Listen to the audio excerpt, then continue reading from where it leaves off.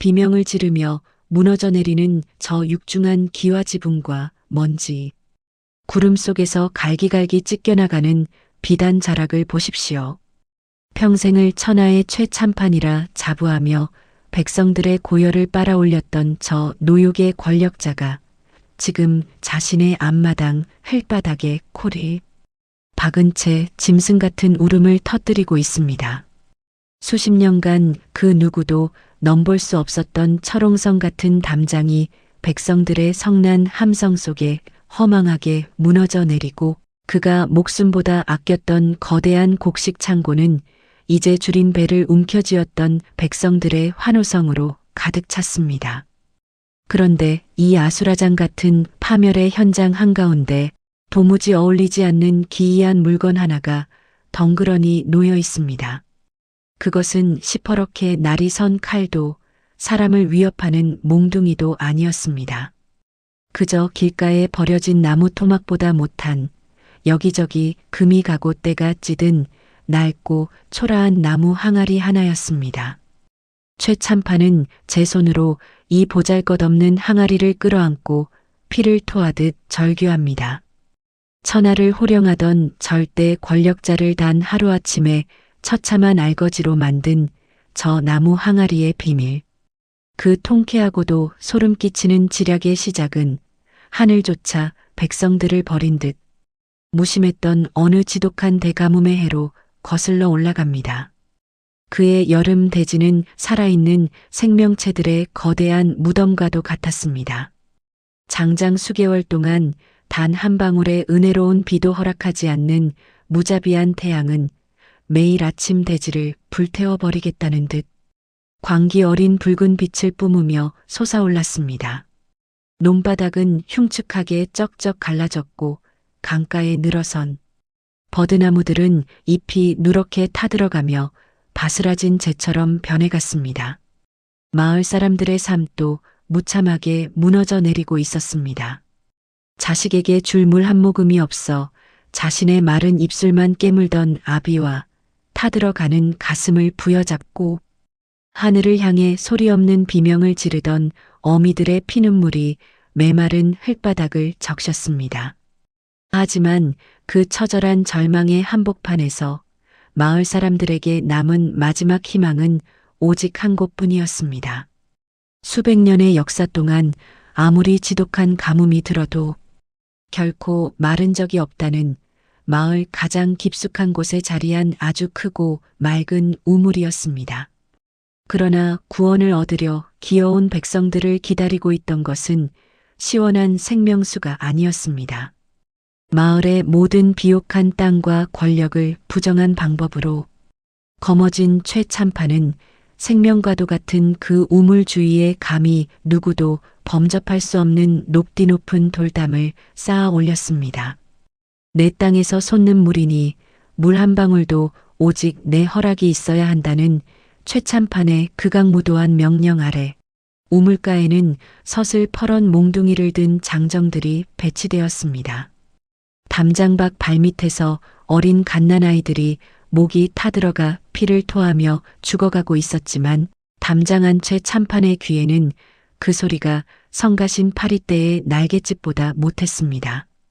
오히려 그는 이 국가적 재난을 자신의 더러운 재산을 불릴 가장 완벽한 기회로 삼았습니다. 탁해진 우물물 한 바가지를 내어주는 대가로 백성들이 목숨처럼 숨겨둔 쌀 한 홉을 무자비하게 거둬들였고 백성들의 원한과 절망이 산처럼 쌓여가던 어느 날이었습니다. 마을 어귀로 전혀 정체를 알 수 없는 낯선 그림자 하나가 조용히 발을 들여놓았습니다. 바람에 날아갈 듯 삐딱하게 기울어진 초라하고 낡은 갓, 본래의 색조차 알 길 없는 낡은 도포 자락을 걸친 사내였습니다. 그의 겉모습은 영락없이 과거 시험에 낙방만 거듭하다 세상을 정처 없이 떠도는 어수룩한 촌부의 꼴이었습니다. 덥수룩하게 자란 수염 사이로 시도 때도 없이 실없는 웃음을 흘리는 그의 모습에 길가에 앉아있던 백성들은 그저 미친 과객이라 생각하며 눈길조차 주지 않았습니다. 하지만 그가 고개를 숙여 갈라진 땅바닥을 살필 때 깊게 패인 얼굴 속에서 조용히 빛나는 두 눈동자만큼은 달랐습니다. 그 눈빛은 어둠 속에서도 무섭도록 예리하고 서늘한 총기를 뿜어내고 있었습니다. 산에는 최참판의 거대한 저택과 그 주위를 둘러싼 높디 높은 담장을 한참 동안이나 말없이 응시했습니다. 그리고는 품 안에 소중하게 안겨있던 보자기 하나를 더욱 꽉 움켜쥐었습니다. 이 과객은 다른 이들처럼 최참판의 집 대문을 두드리며 애원하지 않았습니다. 대신 그는 저택 뒷마당 구석에 조용히 자리를 잡고 앉아 그저 실실 웃으며 자신의 낡은 항아리를 꺼내 정성스럽게 닦기 시작했습니다. 마치 세상에서 가장 귀한 보물을 다루는 듯한 그의 기이한 행동은 메마른 마을에 불어온 한 줄기 수상쩍은 바람처럼 서서히 최참판의 성 안으로 스며들 준비를 하고 있었습니다. 최참판의 거대한 저택 뒷마당, 누추한 행랑채 구석에 자리를 잡은 이문희는 그날부터 참으로 기이하고도 묘한 행보를 이어갔습니다. 낮이면 그저 나무 그늘 아래 앉아 낡은 갓을 비스듬히 눌러쓰고 잠을 청하거나 지나가는 하인들에게 실없는 농담을 던지며 웃어넘길 뿐이었지요. 누구 하나 그를 경계하거나 대단한 인물로 여기지 않았습니다. 그저 정신이 조금 나간 선비 정도로 치부했을 뿐입니다. 하지만 해가 저물고 사방에 짙은 어둠이 깔리기 시작하면 이 어수룩한 선비의 태도는 돌변했습니다. 만물이 죽은 듯 숨을 죽이고 차갑고 푸스름한 달빛이 저택의 육중한 기와 위로 무겁게 내려앉는 깊은 밤. 모두가 잠든 고요한 시간임에도 불구하고 이문희는 눈을 번뜩이며 품속에서 그 낡은 나무 항아리를 꺼내 들었습니다. 그는 마치 천하 제일의 신비한 보물이라도 다루듯 자신이 가진 가장 부드러운 헝겊을 꺼내 항아리의 겉면을 닦기 시작했습니다. 항아리를 닦는 그의 손길은 마치 갓 태어난 자식을 어루만지는 어미의 손길보다도 더 정성스럽고 조심스러웠습니다. 담벼락 너머 어둠 속에서 들려오는 슥싹, 슥싹하는 기분 나쁘고도 규칙적인 소리. 호기심에 이끌려 조심스레 다가간 하인들은 달빛 아래서 황홀한 미소를 지으며 항아리를 닦는 이문희의 모습을 보고 소스라치게 놀랐습니다. 이문희는 주위에 누군가 있다는 사실을 이미 알고 있다는 듯 더욱 과장된 행동을 이어갔습니다. 가끔은 항아리 속을 들여다보며 금방이라도 산더미 같은 황금을 얻은 부자가 된 것처럼 기괴한 웃음을 흘리기도 했습니다. 허허, 드디어 때가 되었구나. 조상님들께서 물려주신 이 기적의 항아리가 마침내 빛을 발하는구나. 그의 입에서 흘러나온 나지막한 독백은 하인들의 귓가에 선명하게 박혔습니다. 소문은 메마른 들판에 붙은 불길처럼 순식간에 번져나갔습니다. 처음에는 정신 나간 선비가 빈 단지를 닦고 있다는 비웃음 섞인 이야기였으나 날이 갈수록 그 소문은 기괴한 사리부터 전설처럼 변해갔습니다. 밤마다 정갈한 마음으로 항아리를 문지르면 그 안에서 금화가 쏟아져 나온다더라는 이야기. 아니, 금화가 아니라 세상의 모든 보화가 솟아나는 요술 항아리라더라는 이야기가 하인들의 밥상머리, 입방아를 타고 최참판의 안방 문턱까지 다다랐습니다. 세상의 모든 재물을 손에 쥐고도 여전히 채워지지 않는 지독한 갈증에 시달리던 최참판. 백성들의 피눈물을 빨아모은 쌀가마니가 곳간에 가득했으나 그의 가슴 속에는 언제나 더 크고 자극적인 욕망이 소용돌이치고 있었습니다. 그런 그의 귀에 들려온 황금 항아리 이야기는 잠자던 흉측한 야욕을 깨우기에 충분했습니다. 매일 밤 똑같은 시간, 한치의 오차도 없이 항아리를 닦는 그 선비의 정성이 보통이 아니라는 보고가 이어지자 최참판의 차가운 이성은 조금씩 마비되기 시작했습니다. 이미 맹목적인 탐욕에 눈이 멀어버린 자에게 이성적인 의심 따위는 거추장스러운 방해물일 뿐이었습니다. 만약 그것이 정말이라면 내가 저 항아리만 손에 넣는다면 이까짓 우물이나 논밭 따위가 무슨 대수겠는가. 앉아서 천하의 황금을 다 가질 수 있는데. 최참판의 비열한 두 눈동자는 광기 어린 빛으로 번들거리기 시작했습니다. 그는 더는 참지 못하고 몽둥이를 든 사내들을 시켜 그 수상쩍은 선비와 요술, 항아리를 자신의 화려한 안방으로 아무도 모르게 은밀히 잡아들이라는 불호령을 내렸습니다. 깊은 밤 최참판의 안방, 촛불만이 일렁이며 기괴한 그림자를 만들어내는 그 방 안으로 이문희가 짐승처럼 끌려 들어왔습니다. 이문희는 당장이라도 목을 칠 듯한 최참판의 위협적인 기세에 품 안에 항아리를 더욱 꽉 움켜쥐며 바들바들 떨리는 목소리로 오열하듯 소리쳤습니다. 나으리, 제발 이것만은 안 됩니다.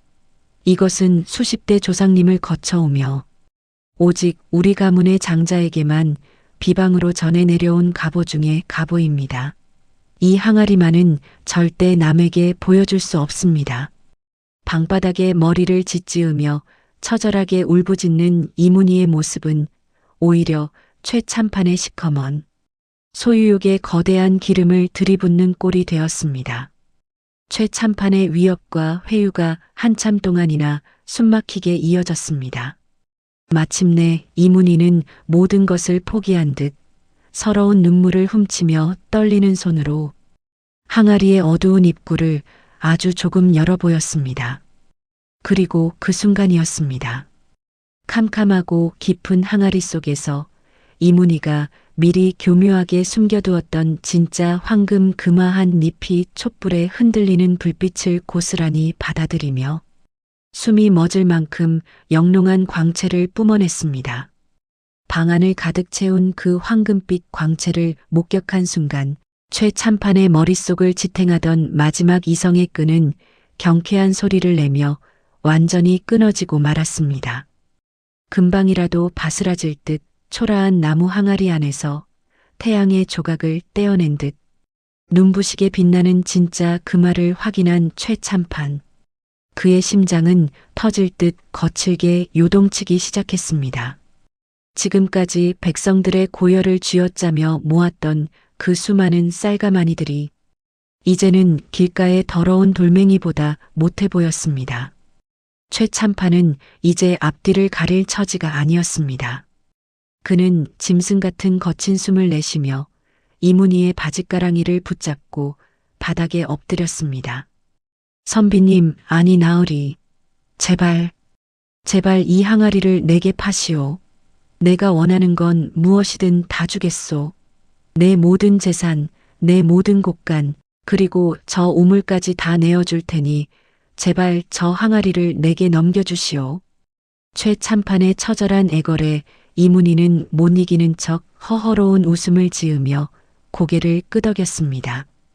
그 자리에서 마을 우물의 권리증과 곳간 열쇠가 이문희의 손으로 넘어갔고 대신 먼지 묻은 낡은 나무 항아리가 최참판의 품으로 건네졌습니다. 자신의 추악한 영혼마저 팔아넘길 기세로 매달리는 최참판의 모습.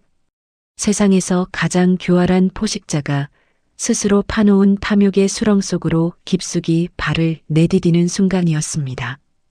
자신의 추악한 영혼마저 팔아넘길 듯 광기에 사로잡혔던 최참판은 마침내 그토록 고대하던 나무 항아리를 품에 안고 안방 깊숙한 곳으로 숨어들었습니다. 혹여나 지나가던 쥐새끼 한 마리라도 이 기적의 순간을 엿볼세라 그는 떨리는 손으로 방문을 이중 삼중으로 굳게 걸어 잠갔습니다.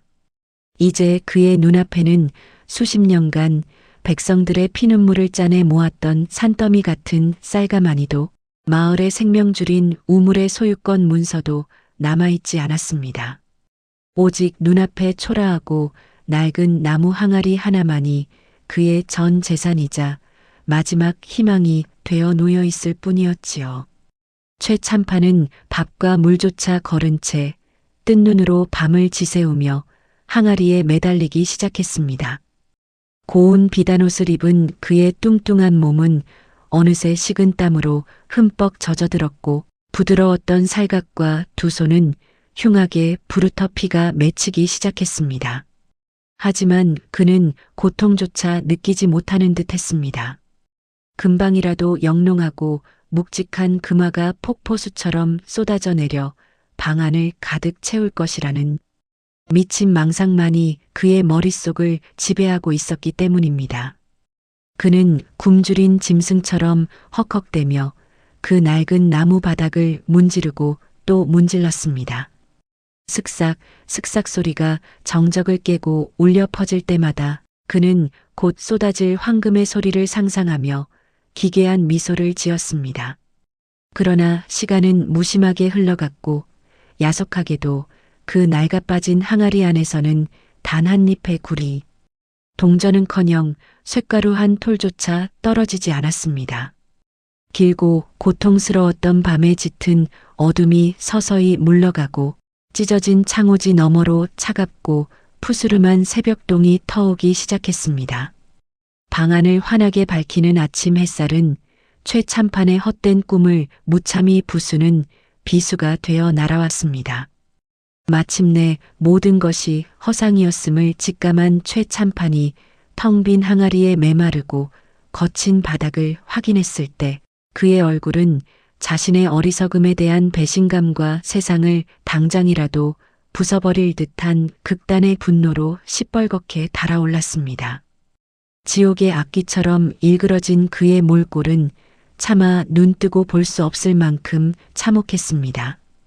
자신이 그토록 조롱하고 벌레처럼 무시했던 한낱 냄새나는 떠돌이, 선비의 우스꽝스러운 환술에 너무도 완벽하게 속아 넘어갔다는 사실, 평생을 바쳐 모은 그 많던 쌀 한 톨, 땅 한 떼기, 남김없이 전 재산을 허공에 먼지처럼 날려버렸다는 끔찍한 진실이 그의 온몸을 난도질하기 시작했습니다. 일말에 남은 이성마저 상실해버린 최 참판은 입에서 뜨거운 피를 토하는 상처, 입은 짐승 같은 괴성을 지르며 방문을 산산조각 낼 듯 마당으로 거칠게 뛰쳐나왔습니다. 그의 눈은 뒤집혀 있었고 입술은 분노로 파르르 떨리고 있었습니다.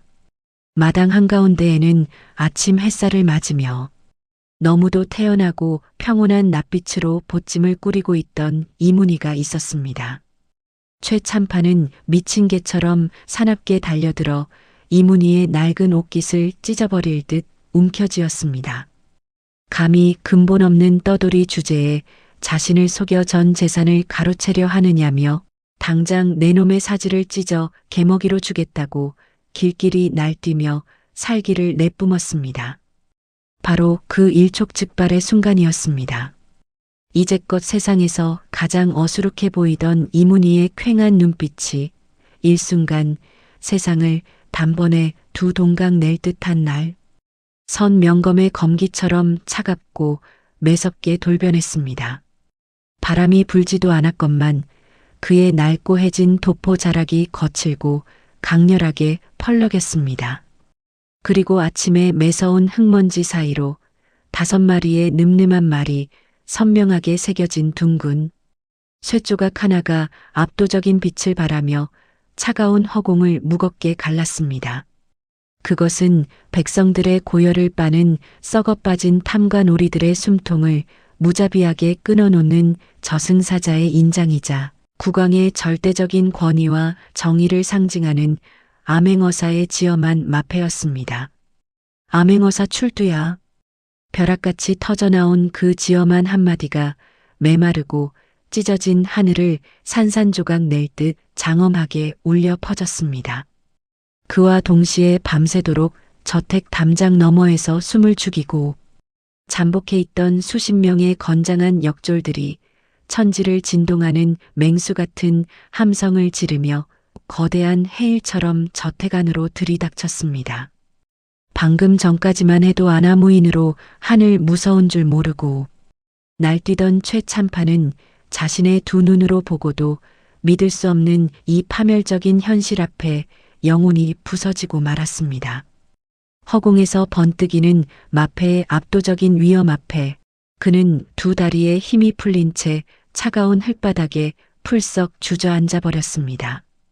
감히 고개조차 들지 못하고 사시나무처럼 벌벌 떨며 납작 엎드린 최참판의 모습은 어젯밤 황금을 꿈꾸던 탐욕의 화신과는 너무도 다른 비참하고 초라한 패배자의 형색이었습니다.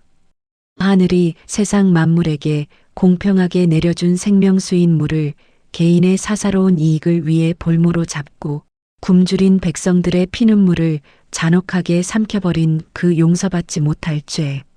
스스로 치밀하게 파놓은 바닥없는 탐욕의 늪에 스스로 눈이 멀어 제 발로 걸어 들어간 최참판을 향해 암행어사 이문희의 서리빨 같은 정의의 심판이 가차없이 내려졌습니다. 마당은 역졸들의 분주한 움직임과 최참판의 비명 섞인 통곡 소리로 가득 찼습니다. 지엄한 왕의 명령을 받든 어사의 목소리는 이 마을에 깊게 뿌리내렸던 모든 부정한 권력을 뿌리째 뽑아내고 있었습니다.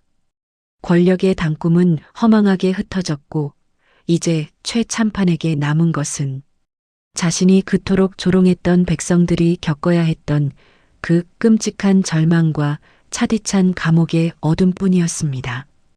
탐욕의 성벽이 무너지고 정의의 태양이 솟아오르는 이 통쾌한 역전의 현장에서 백성들은 비로소 억눌렸던 가슴을 펴고 새로운 시대의 서막을 목격하고 있었습니다. 암행어사 이문희의 준엄한 호령이 채 가시기도 전 수십 년간 탐욕의 빗장으로 굳게 닫혀있던 최참판의 거대한 곳간 문이 마침내 열리기 시작했습니다. 육중한 쇳문이 열리는 소리는 마치 억눌렸던 역사의 물줄기가 터져나오는 굉음과도 같았습니다. 문이 활짝 젖혀지자 어둠 속에 갇혀있던 수만 개의 쌀가마니가 그 위용을 드러냈습니다. 그것은 단순한 곡식이 아니었습니다. 수십 년간 권력의 발밑에서 짓밟혔던 백성들의 깊은 한숨이었고 자식에게 밥 한 술 먹이지 못해 피눈물을 흘려야 했던 어미들의 절규였습니다. 쏟아져 내리는 곡식을 바라보는 백성들의 눈에는 어느새 뜨거운 감격의 눈물이 맺혔습니다.